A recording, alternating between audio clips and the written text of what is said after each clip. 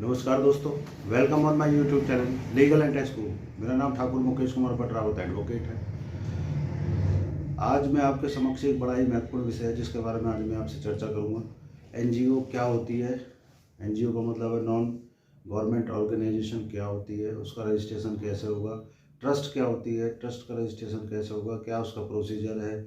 Society क्या होती है, सोसाइटी का रजिस्ट्रेशन कैसे होगा और उसका क्या प्रोसीजर है। आज मैं इसके बारे में आपसे चर्चा करूंगा। इसके साथ साथ मैं इनकम टैक्स के बारे में भी आज आपसे चर्चा करूंगा।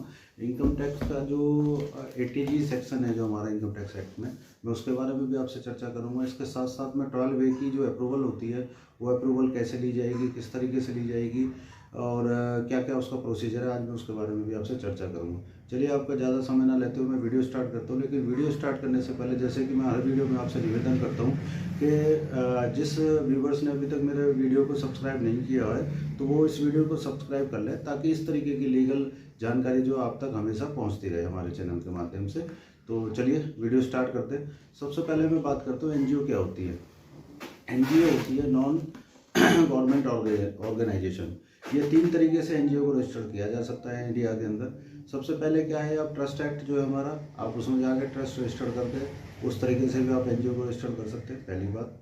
दूसरी तरीका है आपके पास में सोसाइटी एक्ट। आप सोसाइटी एक्ट में भी जाके आप रजिस्ट्रेशन कर सकते हैं। इसके साथ साथ आपका कंपनी एक्ट जो है सेक्शन 8 जो है, आप उसमें भी जाके रजिस्ट्रेशन अपना कर सकते हैं। तो आपके पास में 3 तरीके हैं रजिस्ट्रेशन करने के। आप तीनों में से कोई भी ऑप्शन अडॉप्ट कर सकते हैं और तीनों ऑप्शनों को अडॉप्ट करने के बाद में आप अपना जो चैरिटेबल पर्पज़ है उसको शॉर्ट आउट कर सकते हैं। लेकिन आपको ये ध्यान रहे कि तीनों प्रोविज़न जो है, तीनों जो है, इसमें कोई भी किसी भी तरीके की जो बिजनेस इनकम है वो नहीं आनी चाहिए। सबसे मेन बात है, बिजनेस इनकम नहीं आनी चाहिए। इसका पर्पज़ सिर्फ चैरिटेबल पर्पज़ के लिए होना चाहिए। मैं एक एक करके बात करता हूँ। सबसे पहले मैं बात करता हूँ ट्रस्ट की। तो ट्रस्ट जो है, ट्रस्ट में जो है इंडिया में ट्रस्ट एक्ट जो है हमारा, ट्रस्ट एक्ट हमारा है जो 1882 में आया था और उसके अकॉर्डिंग हमारी ट्रस्ट जो है आज भी रजिस्ट्रेशन होता है। इसके साथ साथ मैं बता दूं, सोसाइटी जो है, ट्रस्ट का जो पर्पज़ रहेगा, ट्रस्ट जो हमारी रजिस्टर्ड होगी, ट्रस्ट डीड आपकी बनेगी। ट्रस्ट का मैं प्रोसीजर थोड़ा सा आपको बता देता हूँ। पूरे हिंदुस्तान के अंदर, पूरे इंडिया के अंदर जो ट्रस्ट रजिस्टर्ड है वो ट्रस्ट एक्ट के अकॉर्डिंग रजिस्टर्ड होती है, जिसकी मोस्ट ऑफ दी स्टेट्स में जो पावर है वो तहसीलदार के पास में पावर है। तहसीलदार जो है ट्रस्ट को रजिस्टर करता है। उसके बाद ट्रस्ट रजिस्टर करने से पहले आपको क्या क्या डॉक्यूमेंट्स रेडी रखने पड़ेंगे वो मैं आपको थोड़ा सा बता देता हूँ। आपके पास में मिनिमम जो है 3 जो है मेंबर होने चाहिए। एक सेटलर होना चाहिए, इसके साथ साथ 2 ट्रस्टी होने चाहिए। एक सेटलर, 2 ट्रस्टी। सेटलर का मतलब जो है जो प्रेसिडेंट रहेगा या जो ट्रस्ट को इस्टेब्लिश करने वाला है वो सेटलर रहेगा। इसके साथ साथ 2 ट्रस्टी रहेंगे। अब इनमें डॉक्यूमेंट्स क्या लगेगा, आपको पैन और आधार मैंडेटरी है, आपके पास में पैन आधार होना चाहिए। इसके साथ साथ जो ट्रस्टीज़ है या जो सेटलर है उसकी फ़ोटोग्राफ वगैरह भी लगेगी।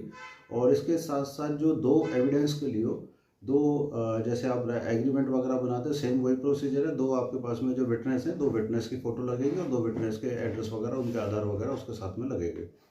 ये ट्रस्ट का रजिस्ट्रेशन होता है। इसके बाद मैं आपको बता देता हूँ कि सोसाइटी जो हमारी रजिस्टर्ड होती है वो सोसाइटी एक्ट के अकॉर्डिंग रजिस्टर्ड होती है। सोसाइटी में रजिस्ट्रेशन लेने से पहले आपको अपना जो नाम आपने रखना है सोसाइटी का, वो सोसाइटी का नाम आपने अपने हिसाब से सेलेक्ट करना होता है। जब आप वो सोसाइटी का जो नाम है उसे सेलेक्ट कर लेते हैं तो आपको वहाँ पे एप्लीकेशन डाल के 3 नाम आपको सेलेक्ट करने, तीनों नामों में से जो आपका अलॉट हो जाता है उसके बेसिस पे सोसाइटी में एप्लीकेशन अप्लाई कर सकते हैं। हर स्टेट का सोसाइटी एक्ट का जो रजिस्ट्रेशन का प्रोसीजर है वो ऑनलाइन भी है, कहीं पर ऑफलाइन भी है। तो हर स्टेट का डिफर है, वो स्टेट वाइज देखना पड़ता है। जैसे हरियाणा में आप एक बार ऑनलाइन फाइल करने के बाद में आपको मैनुअल भी 1-2 बार जाना पड़ता है, तभी वो अप्रूवल होती है, अदरवाइज वो पेंडिंग में पड़ी रह जाती है। इसके बाद मैं बता देता हूँ जो आपका कंपनीज एक्ट जो है, कंपनीज एक्ट का जो सेक्शन 8 है उसमें भी हमारा जो कंपनी रजिस्टर्ड होती है वो उसका पर्पज़ जो होता है, उसका पर्पज़ भी सोल पर्पज़ जो होता है वो भी पर्पज़ चैरिटेबल पर्पज़ के लिए होती है। तो आप इस तीनों तरीके से अपनी एनजीओ को रजिस्टर कर सकते हैं। सबसे पहले आपको काम क्या करना है, अपना नाम आपको सेलेक्ट करना है, अपने नाम क्या रखना है अपने एनजीओ को। सबसे मोस्ट इम्पोर्टेंट चीज़ होती है कि आप नाम सेलेक्ट कीजिए। नाम सिलेक्शन के बाद में ही ये सारा प्रोसीजर स्टार्ट होता है। अब जैसे मैं एक एग्जांपल के थ्रू बता देता हूँ। आप अगर कोई स्कूल देखते हैं या इंस्टीट्यूशन देखते हैं या कोई सोसाइटी इंस्टीट्यूशन आपने कोई देखा है, कोई भी इंस्टीट्यूशन है या कोई भी स्कूल है, तो स्कूल का रजिस्ट्रेशन जब तक नहीं होगा, जब तक वो सोसाइटी एक्ट में रजिस्टर्ड ना हो या ट्रस्ट एक्ट में रजिस्टर्ड ना हो, ये पूरे हिंदुस्तान के अंदर है, जब तक कोई स्कूल ट्रस्ट में या सोसाइटी में रजिस्टर्ड नहीं होगा तो वो स्कूल को इस्टेब्लिश नहीं कर सकते, स्कूल को मान्यता नहीं मिल पाएगी। अब एक एग्जांपल के थ्रू मैं आपको बताता हूँ कि जैसे कोई सोसाइटी रजिस्टर्ड कर लिया है, सपोज मायावती ट्रस्ट एक रजिस्टर्ड हो गई है, उस मायावती ट्रस्ट के अंडर में स्कूल कई हो सकते हैं। मायावती पब्लिक स्कूल हो सकता है, Mayawati senior secondary public school हो सकता है, या कोई और नाम आप सेलेक्ट करना चाह रहे हो, लेकिन वो जो मेन ट्री है उसके नीचे जितनी भी ब्रांचेज है वो ओपन हो सकती है। तो ट्रस्ट एक ही रहेगी, लेकिन उस ट्रस्ट के नीचे अलग अलग स्कूल्स ओपन हो सकते हैं और वो पूरे हिंदुस्तान में ऑपरेट कर सकते हैं ट्रस्ट रजिस्टर्ड होने के बाद में। अब मैं आपको ये तीनों आपने रजिस्टर्ड कर लिए, अब मैं इसके बारे में आपको थोड़ा सा ये जानकारी और देना चाहूँगा, इनकम टैक्स में इसका क्या क्या प्रोविज़न रहते हैं। आपको ATG की अप्रूवल जो है वो कैसे आप ले सकते हैं, 12A की अप्रूवल जो है, 12AA की जो अप्रूवल होती है वो कैसे ले सकते हैं। अब मैं सबसे पहले थोड़ा सा डिफरेंस बता देता हूँ, ATG क्या होता है और 12AA की अप्रूवल क्या होती है।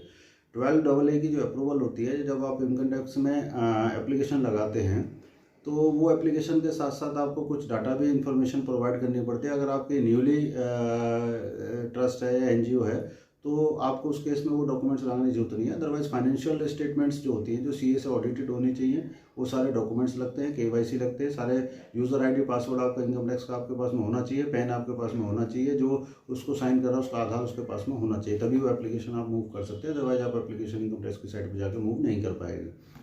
अब 12A का AA का जो अप्रूवल होता है उससे क्या बेनिफिट होता है। जब आप 12AA की अप्रूवल लेते हैं तो आपकी जो NGO के पास में जो भी इनकम आ रही है, वो चाहे इंटरेस्ट की इनकम आ रही है, डिविडेंड से इनकम आ रही है, या कोई रेंटल इनकम आ रही है, अदर कोई भी इनकम आ रही है, तो वो इनकम जो है वो टैक्स फ्री होती है। अगर आपके पास में 12AA की अप्रूवल है तो वो आपकी जो है टैक्स एग्जम्प्ट होता है उस इनकम के ऊपर, उसके ऊपर कोई भी टैक्स आपको नहीं पे करना पड़ेगा।